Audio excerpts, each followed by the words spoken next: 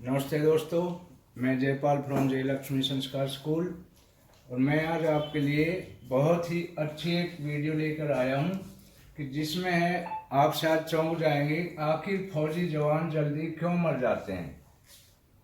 आखिर फौजी जवान जल्दी क्यों मर जाते हैं? सिविलियन की अपेक्षा फौजी जवान जल्दी क्यों मर जाते हैं? एक रिपोर्ट में ये खुलासा हुआ है।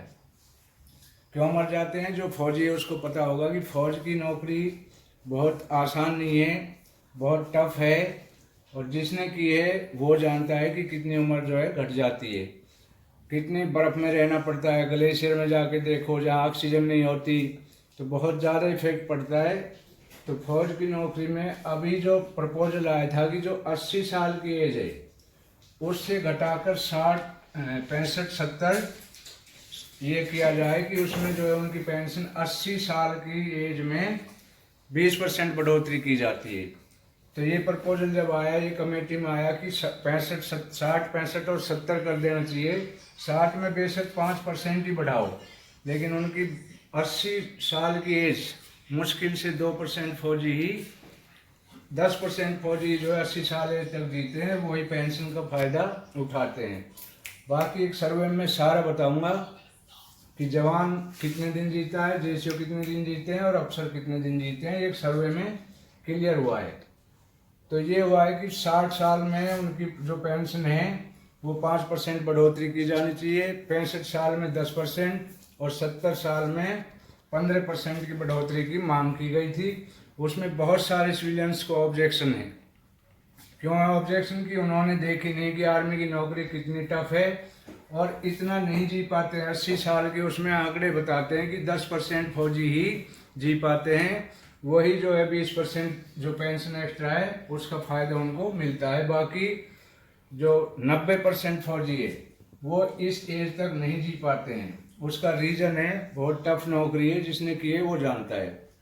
अब होता क्या है, एक institute of applied research in man power analysis, इसमें जो है एनालाइज किया है, एक रिसर्च हुआ है कि एवरेज ऑफ सिविलियन, जो सिविलियन लोग हैं जो सिविल में सर्विस करते हैं, उनकी एवरेज एज 77 ईयर्स से 77 ईयर्स तक वो जिंदा रहते हैं, पेंशन लेते हैं।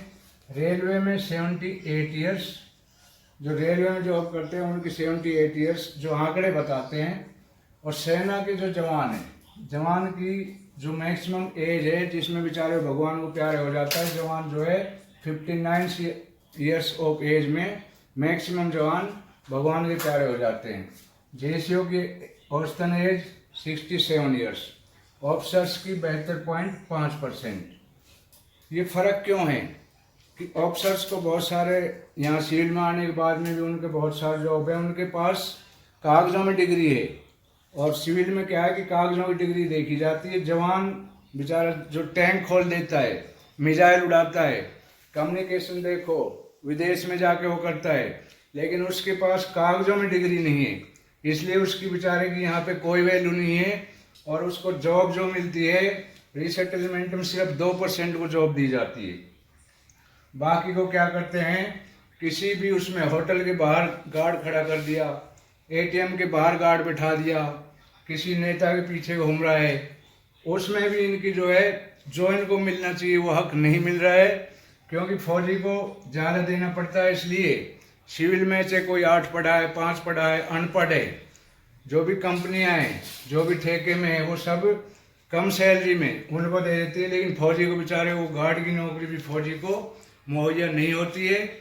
तो ये बहुत बड़े रीज़न है कि वो जल्दी मर जाते हैं, क्योंकि ना तो वो अपने बच्चों को सेट कर पाते हैं।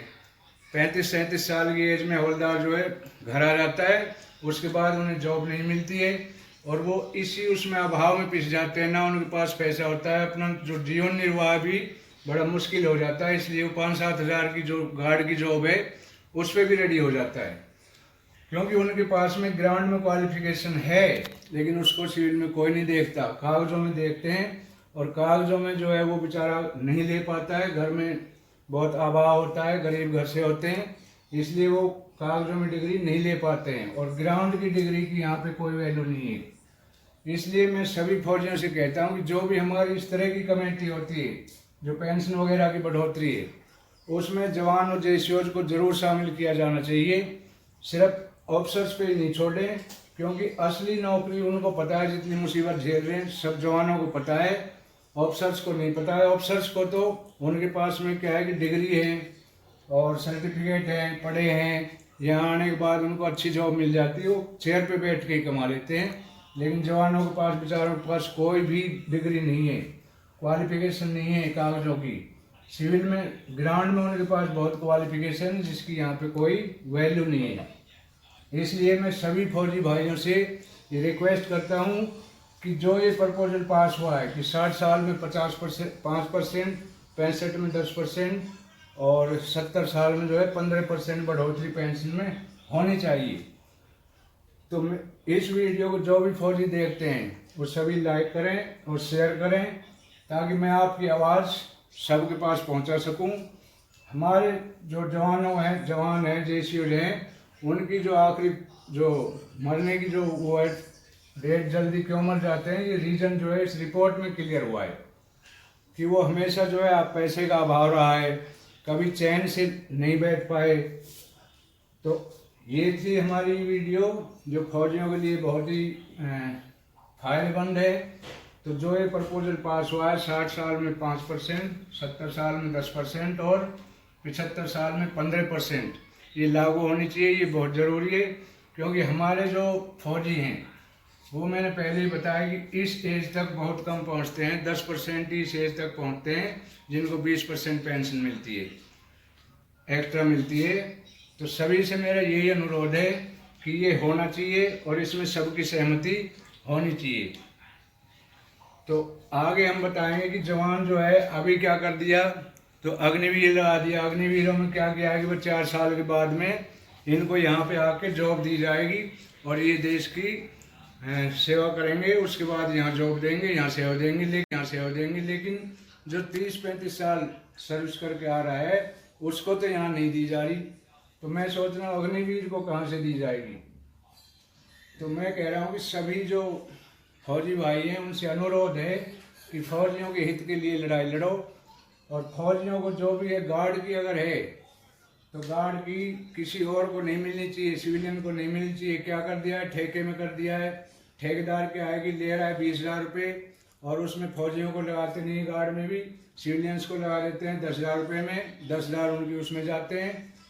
तो हमारी ये रिक्वेस्ट है कि फौजी को कम से कम इतना तो तरस खाओ कि बेचारे को जो गार्ड की उसकी नौकरी, उसको तो सेफ रख दो, उसको तो पूरी सैलरी दे दो। और दूसरा, ये जो 60 साल में 5% की बढ़ोतरी है, ये उनको ज़रूर मिलनी चाहिए। तो सभी से मेरी रिक्वेस्ट है कि अपनी आवाज़ उठाएं और अपने हक के लिए लड़ें। फौजियों के साथ बहुत नाइंसाफ़ी हो रही है, बहुत दुख देखते हैं। इसीलिए ये सर्वे में खुलासा हुआ है कि फौजी जो जवान बहुत जल्दी मर जाते हैं, सिविलियंस की अपेक्षा बहुत जल्दी फौजी बेचारे भगवान के प्यारे हो जाते हैं। तो अब इसमें बहुत ज़्यादा फर्क नहीं पड़ेगा। अगर 60 साल में 5% देते हैं, 70 में 10%, 75 में 15%, तो बहुत ज़्यादा फर्क नहीं पड़ेगा। तो ये सभी से रिक्वेस्ट है कि ये हो जाना चाहिए और इसके पक्ष में सभी वोट करें। तो मैं इसी तरह की वीडियो आपके लिए लाता रहूँगा, क्योंकि मेरे पास में फौजी पत्रिका जो मैंने लगवा रखी है, सैनिक वेलफेयर की जो वो लगवाई हुई है, डेली मैं उनसे पढ़ के आप लोगों तक पहुंचाने की कोशिश करता हूं। जो भी आपके फ़ायदे की न्यूज़ होगी मैं हमेशा उसको अपडेट करता रहूंगा। इसलिए हमारे चैनल को जिसने सब्सक्राइब नहीं किया है वो कृपया सब्सक्राइब कर लें, ताकि नई नई वीडियो आपके साथ मैं भेज सकूं, साझा कर सकूं। तो वीडियो को देखने के लिए धन्यवाद। वीडियो अच्छी लगे तो लाइक, शेयर और सब्सक्राइब करना ना भूलें।